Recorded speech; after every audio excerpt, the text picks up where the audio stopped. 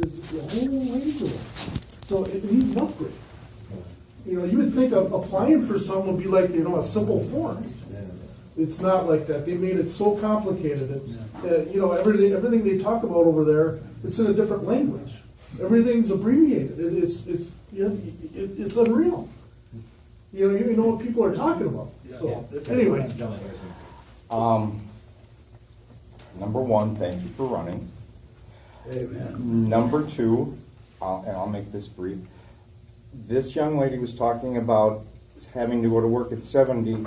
Why are we discussing something 21 years in the future? 49, right? Nice. I wish. I got it. I moved up to Green Bay 2 years ago when my godson, who is my caregiver, decided to go to the university up here, okay? He kind of threw me in the back of the truck and said, yeah, I'm not leaving you in Milwaukee alone. When Moore was our representative, I'm not representing any group, I'm just asking this not in regards to Social Security. Please tell me that when you get elected, you would stand by a registration for people who hurt animals. Mr. Nelson? Okay. That's not an answer. Okay. Number two, last thing. Well, my dog is my wife, so that was why I was asking that. And I have you can ask my staff about this. I've got a 7-year-old little Yorkie named Lucy, and she's a very, very, very important part of the Nelson household. And you can Great. ask my wife and Mary and Georgie, and they're 2.5 and 6 months. Georgie's not going to give you an answer, but Mary probably will because she's doing that every day. So she's got more and more words and more feedback on things that Dad is doing. Okay, I mean, someone like myself, you know, I'm old, my doctors tell me I'm gonna die pretty soon, but Charlie's all I've got, except for Josh. I'll take Charlie first, and then, that's my godson, caregiver, yeah. You know, he's in the room and right next to you, you know. Not the only time. Yeah. Okay, on to Social Security. Not being able to do much, I sit and watch television a lot. And I'm seeing these, I'm so confused, Mr. Nelson. Your ad and that Gallagher's ad, he's saying that it was fact-checked, that, you know, about your ad. And believe me, when you're on as many pills a day as I am, it gets confusing. What's the real deal with that? It's his words. It's his words. But He the says fact he checker wants says to- that it's, I care about the seniors and the people of Northeast Wisconsin. His words, reducing benefits to the poverty line. If it looks like a duck, if it quacks like a duck, it's probably a duck. or a puppy. Or a puppy. Yeah. And not only that though, but he's doubled down, okay? Going to change CPI, bad idea, we just talked about why that's not good at all, change CPI, no good. And triple down, talking about raising the retirement age. These are bad ideas. It's going in the exact opposite direction that we just heard from Melissa. What kind of pension is she gonna have? Does she have to go back and work at age 70? That only makes life that much more difficult for people in this district and around the country, period. I wanted to know about the domino effect. When people get $1,300, they spend it in the community. That's a really good point. So what happens if that's cut? So we talked about what it means for the recipient and for the family and how it pays the bills, but where's that money? It's right here in our town. Right here in It's going to Green Main Bay. Street, it's going to pharmacies, it's going to grocery stores. When Walker passed Act 10, a bird seed store out in De Pere went out of business because half their clientele were teachers. They couldn't afford to buy bird seed. Boom. And for what? I still have to figure out what the hell he did that for, if anything, other than the money. Yeah, it's always the money. I guess It's always the money. that's my point, is like, how much of those billions of dollars go back into America? And, you know, they're not, the money's not being saved. This is your retirement, you're Yes, you spending it, gotta you're spend living it, on that. but you that's don't what- have enough. I mean, in some cases, that's going right back out into the community as fast as it comes, because you're paying bills, you're paying the electric company, you're paying the grocery bill, you're paying for, the pharmacist. Insurance. You're paying for gas, you're paying for insurance, See, the circle I run in, I don't know anybody that doesn't spend their social security money here. Yeah. No, I don't hang around with a lot of rich people, I get it, but I don't know anybody, all who live here in the small business. Red shirt. What's that? Go ahead, sir. Yeah, go ahead. We gotta go around the hall here, give everybody a chance. First of all, let me say, my name is John Crane. I maybe might be a bit of a stranger here because I was in senior management at Paper Converting Machine Company. But I'll tell you, the union people there were extremely surprised to find that I wasn't a business Republican when I stood beside them in the Veterans for Carry campaign and the swift boating he was getting and that sort of thing.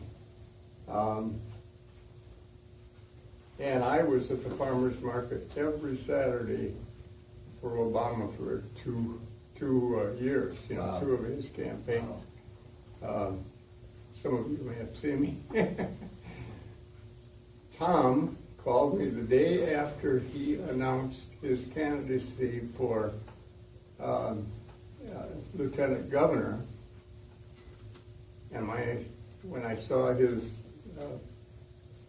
caller ID come up on my telephone, I said, the first thing I said, rather than saying hello, I said, Tom, what the hell took you so long? But anyway, I agree with everything everybody's saying here about Social Security. But and I don't want to drive the subject away from Social Security, but this whole thing goes way beyond Social Security.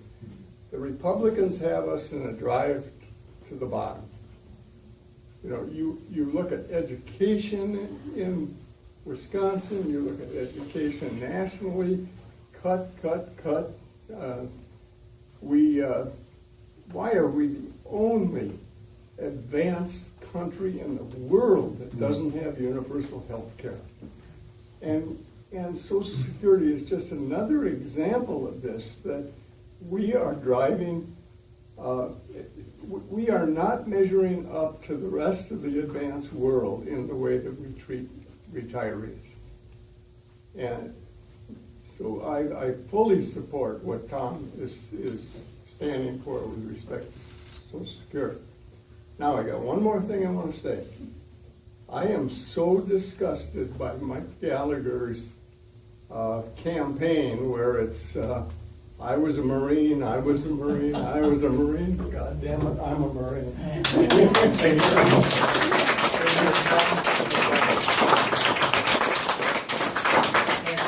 Thank you for your service. I was an anchor planker. Sector 5, bro. I'd like to know Gallagher's marching I was just adding to what he was talking about. My biggest concern If we can, is privatizing Social Security. And to avoid the privatizing part, because there's so much money involved in it. And my biggest concern besides the privatization is that we gotta raise that cap. Because now is the time to do it, because the whole issue that Sanders was talking about, inequality on taxes, and we gotta do that at this time.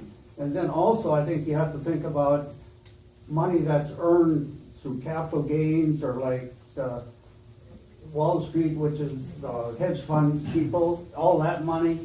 And I think we have to think bigger on that part. Think it's subject But to the some real scrutiny. issue we gotta avoid is privatization, because that, but we gotta come up with solutions, and now is the time to hit it with the taxes, See, that's a and misnomer.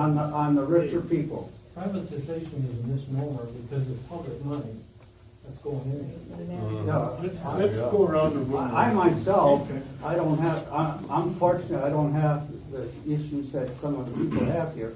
But I see the bigger issue, and somehow we gotta keep the better, disposition of wealth so that everybody got some money or a few crumbs.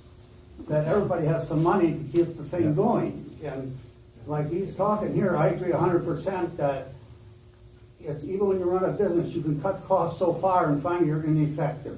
Privatization takes your guarantee away, is what, Right. takes your guarantee away. Yeah. You had your hand? Yes, maybe someone in the room knows when that $118,000 cap was enacted. And how out of date is that with today's economy, just like the minimum wage? It's been about 2 years that the current, 118.6 is what it is. Okay. 118,600. And it escalates, there's an escalator, but the problem is that we got no increase at all last year. We had no increase the year before. Okay, so it goes up when your Social Security goes up. The escalation is to be kept with the consumer price index.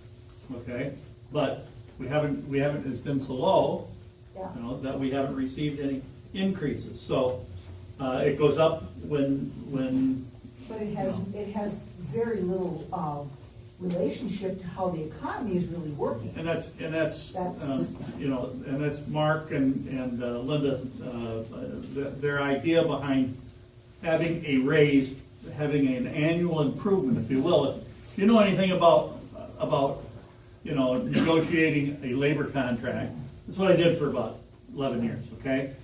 So you negotiate an annual improvement and then you get a cost of living increase, is what it used to be all the time, okay? Well, cost of living increases went by the wayside and annual improvements started going by the wayside, okay? They started flattening out, okay? But if the And that's escalation what's costs- happened, and so that, when that happens, that rolls down to Social Security recipients like us now. If the that- escalation clause is so small that it's going by $600 at a time, it's not even Exactly. close to reflecting what the way the economy is moving. Right. Okay, I just wanted to let you know that that's how it works, Okay, okay? thank you. Did you have anything you wanted to add? Go ahead. Yeah, I have just a couple questions. When I went on Social Security at 62, I was told the amount I get is based on what I earned the last 3 years of working. That's five quarters is what it is. Which was crazy because I had taken a job that wasn't paying as well as the one I worked for. It's not the last, by the way, it's the highest 5 quarters, okay? And speaking of waste of money on Social Security, the Marinette office, which is very quiet, they have a security guard there. You know, we're talking Marinette. Yeah, I'm from Marinette. Yeah, it's like, this is a waste of money. Sometimes he's there, sometimes he's not. You know, and I just had a friend who decided to go from her Social Security to her husband's. Right. Take partial of it. So she went to the Social Security office and she could sign up and they said, oh, well, now you have to have a phone interview. She said, what is this? You know, when I came in and signed up for mine, I didn't have to do this. But, Your husband gone? yes. Yes. So you And can, so she has to have a phone interview. Oh, strange. So I think we've got time for maybe one or two more questions before Thomas gets to the next event. who hasn't had an opportunity that would like an opportunity to speak? Go ahead. This is also a little bit different. I have a number of friends who are undocumented Hispanic workers and obviously they're working extremely hard to stay here. And I am asked from time to time about your policy, what you would suggest doing with undocumented immigrants. Good question. Would you support deportation? This is I think the last, couple of years, and this issue has not really come up as much as maybe 5 or 10 years ago. But I think we're at the point right now where we need to have a really serious discussion, especially on a pathway to citizenship. And I think that would address a lot of these issues. Anything else? Any questions? I just got a comment, Tom. I know that you support or oppose to raising the retirement age because you don't have, I retired at 62, took my Social Security, because I never thought I'd live this long. But the point is, I work with the hamburgers, right? Yeah, with the Laborers Construction Union. When I worked here in the office, they would come in, some of them guys, when they're 55, 56, they could barely walk, their bodies were wore down, iron workers. I can't imagine a 70-year-old in 90-degree weather working on a roof, roofing a house. And Laying blocks. I don't think you have to retire at 65. You can work there at 70 if you want to. You don't have to collect your Social Security if you don't want to. That's why I know you're opposed to raising it, and I think that's very important because in the construction industry alone, they can't do it till they're 70. I think when people start talking and they give these reckless suggestions about how we should raise the retirement age, we should cut benefits, I don't think that that's coming from someone who has a real appreciation or understanding of the kind of work that people have done in northeast Wisconsin to earn a living. Well, that's what I mean. That's what I mean. I never clip coupons for a living. I work for a living. Okay. And what I mean is, There's no evidence. I don't turn my interest payments in.